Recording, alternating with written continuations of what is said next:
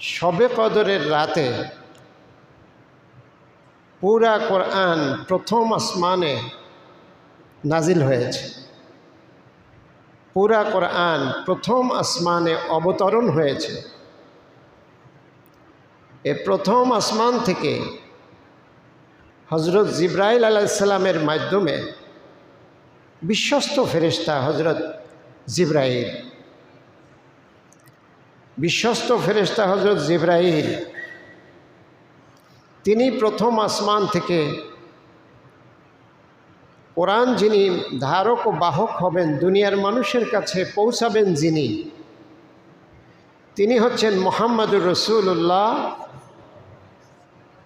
সময় এবং প্রয়োজনের আলোকে, মানুষের এবং সমাজের প্রয়োজনের আলোকে প্রথম আসমান থেকে যখন যতটুকুন প্রয়োজন আল্লাহর হুকুমে জিবরাইল আলাইহিস সালাম নবীর কাছে এইভাবে কোরআন নিয়ে আসছে।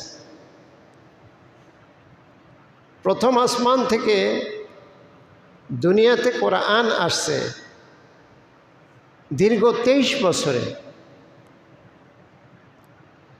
এই 23 বছরে নাজিল না হয়ে একবারে যদি নবীর কাছে আল্লাহ দিতেন তাহলে সমস্যা ছিল।